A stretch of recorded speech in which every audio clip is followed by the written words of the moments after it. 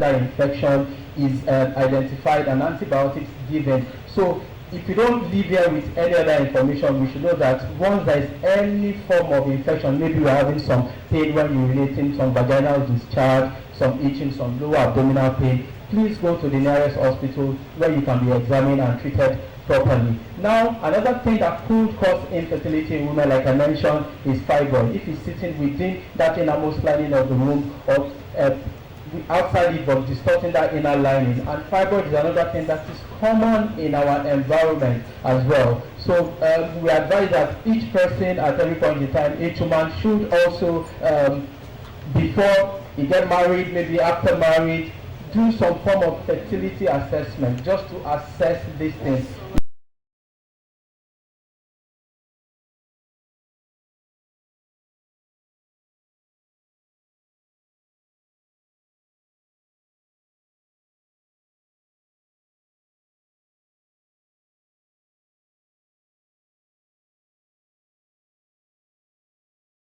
You can do a scan to look at your ovaries to have an idea of the reserve of your eggs. You can do a scan to look at the innermost lining of the womb to be sure that okay, there is no fibroid. Then when you get married and you have been trying for 12 months, it's not happening, you can then at that point do an HSG to look at the tubes to be sure they are open. And for the men, it is important because there is this misconception in our environment as well that infertility is the problem of the woman. It is a big lie, a big fat lie.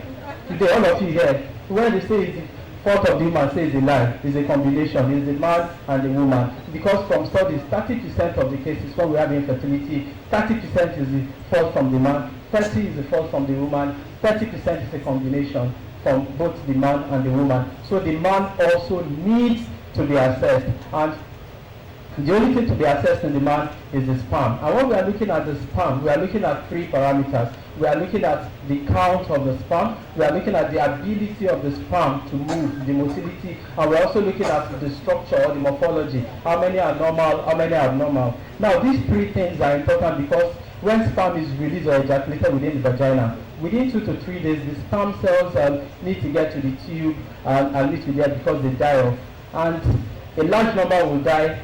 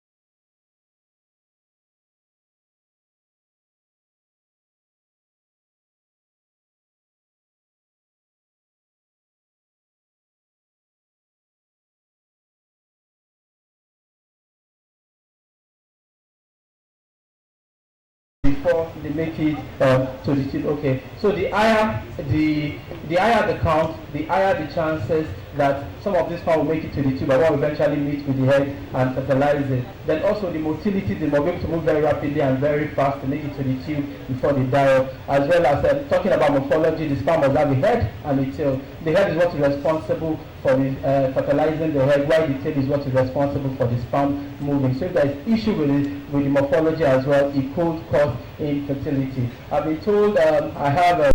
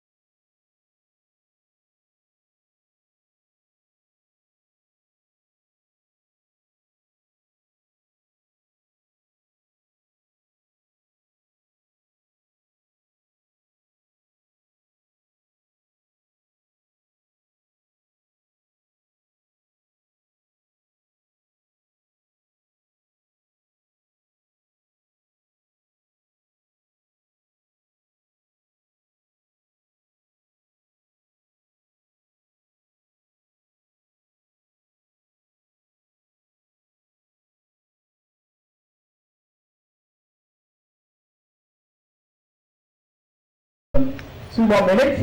So we're outside. If there are any further questions people would like to ask, I'm available to take those inquiries, because I know infertility is a major issue in our environment. Like we all know, in our culture, one of the main yardstick or the main thing that is used to assess the success of a marriage is the ability of the couple to have children. If there are no children, they will say, no mind them, they don't even get any picking at all. But there are things that I have an 11-year-old, I have a 2.5-year-old, and I have a 6-month-old. So wait now. So those two now, they are bad eggs. I'm thinking, okay, so my 13 was when I was 25, so okay, that's, and then, so my 6-month-old was like 40, so Aaron, what happened now? Okay. But see the bones on that 6-month-old, yeah, she's hardcore. But you're not a bad egg though, your teeth was wrong. Okay. I'm not allowed to respond to your question. Let I respond. You know what I said was, by the time you get to 40, 75% of the good eggs are gone.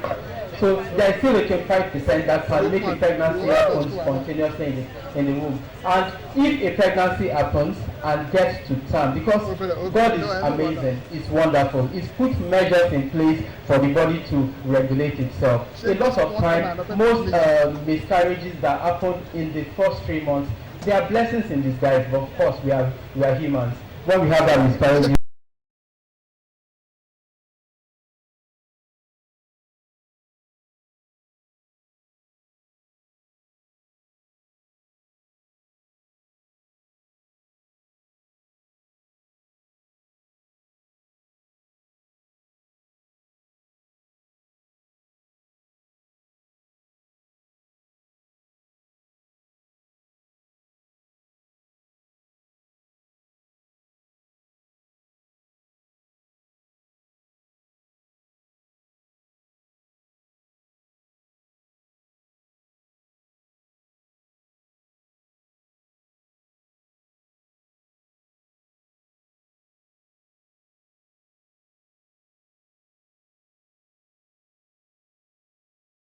miscarriages in the first 3 months due to chromosomal abnormality, abnormal baby. So the mother's body senses that this baby is not developing rightly and terminates that pregnancy. But for the ones that survive, then they are good and they make it. So that's what a baby is.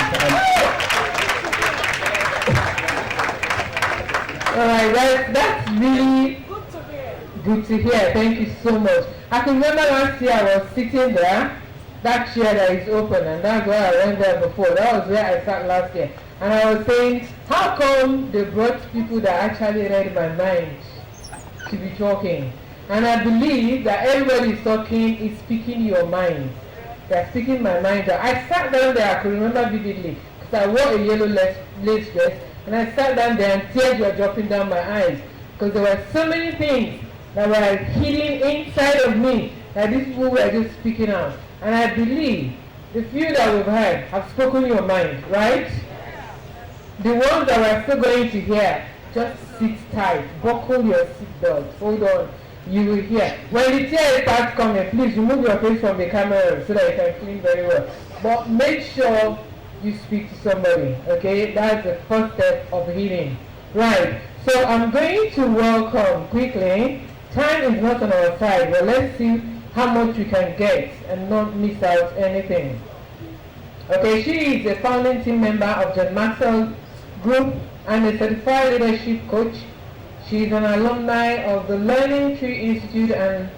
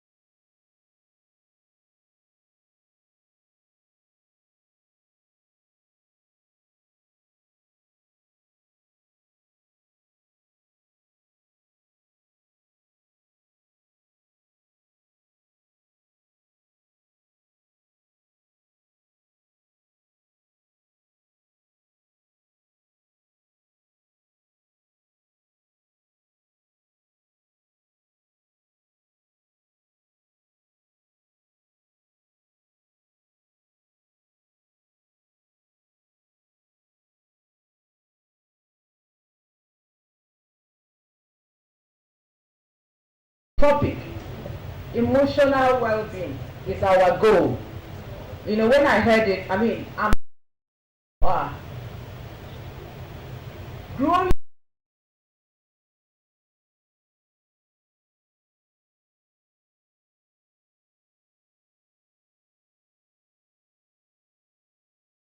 in life.